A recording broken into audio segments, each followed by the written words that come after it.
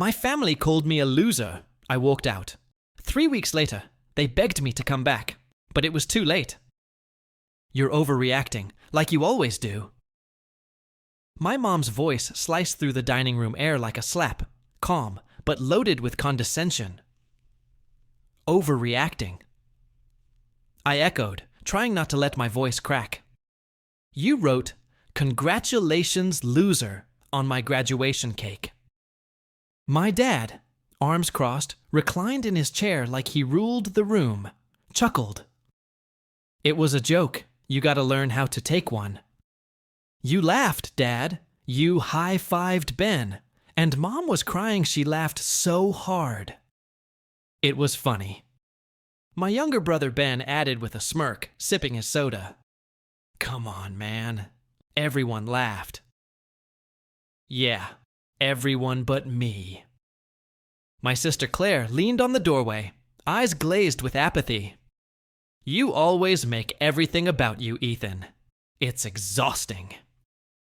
It was about me. My graduation. I gripped the chair beside me like I might break it. 4 jobs, 5 years, no help, and I get a cake that calls me a loser?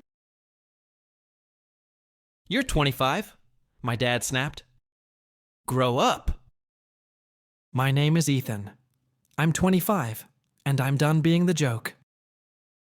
I'm not bitter by nature. I'm tired. When I got my degree, after years of working graveyard shifts, eating from vending machines, showering at campus gyms, I thought, finally, they'll see me. They didn't. They laughed, not just at the cake, but at everything I am. At what I chose. School over sports, solitude over chaos, survival over appearances. They called it teasing. I called it years of quiet emotional starvation. And something inside me just gave out that day. So I stood up. I grabbed my backpack. I left. But not before unplugging their Wi-Fi router and snapping the SIM card out of their shared iPad, the one I'd paid for. Petty? Maybe. But that was the first time I ever defended myself, my family, and what they took. David, Dad, 63. Retired factory supervisor, built like a tank, obsessed with toughness, mocked me for reading, for therapy, for empathy. Took my self-worth. Janelle, Mom 59.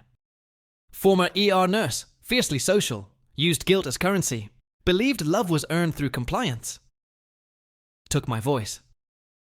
Claire, 28, sister. Clinical psychologist, played neutral, but her silence was always strategic, got financial help and endless support. Took my place. Ben, 22 brother. Charming screw-up, dropped out of college twice, favorite child, got cars, cash, and clean slates. Took my future. 3 days after the party, I checked my credit to apply for an apartment. Denied. A red flag. A sestet $12,000 car loan. Opened 2 years ago. In right, my name. I didn't own a car, but I knew someone who did. Ben. I pulled records. The signature was mine. Forged. The cosigner? My father. They'd opened a loan using my identity and never told me. 3 weeks later, I went back, not to forgive. To confront. Mom was prepping dinner. Claire was home visiting. Ben was on the couch. Dad was cleaning his pistol collection. Symbolic as hell. We need to talk, I said, stepping into the living room. Ben rolled his eyes. Oh God, here we go. I tossed the paperwork on the coffee table. You took out a $12,000 loan, in my name, without asking. That's identity theft. Dad stood up. Don't throw around words you don't understand. I do, I said. And so does the state of California. Mom came rushing in. Ethan, let's not escalate this. Escalate? I said. You committed fraud. You ruined my credit. I can't get an apartment because of you. Ben stood up, defensive. I didn't know he used your name, man. Chill. You knew, I snapped. You knew when I asked you how you could afford that car. You said, I got lucky. That was my luck, wasn't it? Claire finally stepped in. Okay, this is getting too heated. No, Claire, not this time. You don't get to be neutral when someone is being bled dry. Dad threw his hands up. You always act like a victim. You think the world owes you something. No, I said. I just wanted what you gave them. 3 years ago, they called me at midnight.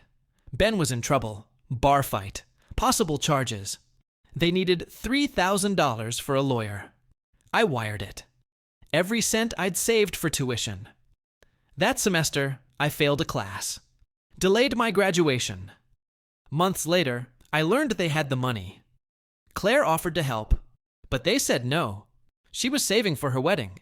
They used me because I was the one who wouldn't fight back, and they never said thank you. Not once. I looked at Mom, then Dad. Here's what you don't know. I filed a report.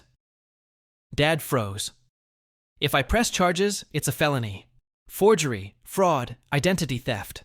I have the documents and the emails I found in Mom's inbox. Mom's face turned pale. Ethan, don't. I won't, yet, I said. But I spoke to a lawyer. I know my rights, and I'm giving you one chance to make it right. Claire sat down, stunned. Ben muttered, Holy shit! You made me the scapegoat for years. You laughed while I broke. But now, you're scared. Good. The next hour was hell.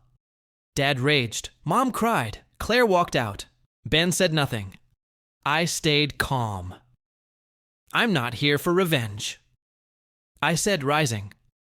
That cake was your message to me. This is mine. I'm not part of this family anymore. Not until you earn me back. Ben followed me to the door. Ethan, wait. You had years, Ben. I looked at him. I walked through snow while you sped past me in a Charger I paid for. I closed the door behind me. 3 days later, Claire called. She was crying. I didn't know about the loan, I swear. I thought they were just being... them. I'm sorry. It wasn't enough, but it was something. Mom emailed me, apologized, offered to pay me back.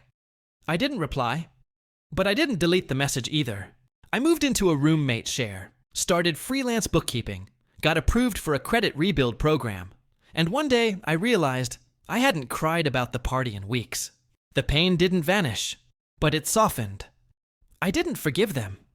Not fully, but I forgave myself for staying silent all those years. I visit sometimes now, not to reconcile, but to observe. Claire's tone changed. More tender. Ben's been working a real job. Mom stopped calling me overdramatic. And Dad, he hasn't said much. But when I walked in the house last month, he stood up. No jokes, no smug smile, just a quiet nod. It wasn't an apology, but it wasn't nothing. Maybe that's how healing starts. Not with fireworks, but with silence that finally respects you. What would you do if your own family called you a loser and meant it? Have you ever walked away from people who should have protected you, but didn't? If this story hit home, hit like, subscribe, and comment below. Would you forgive them? Or would you walk away for good? Let's talk about emotional boundaries, real family healing, and the strength it takes to say, enough. Sometimes walking away isn't weakness. Sometimes it's the first step toward finding yourself.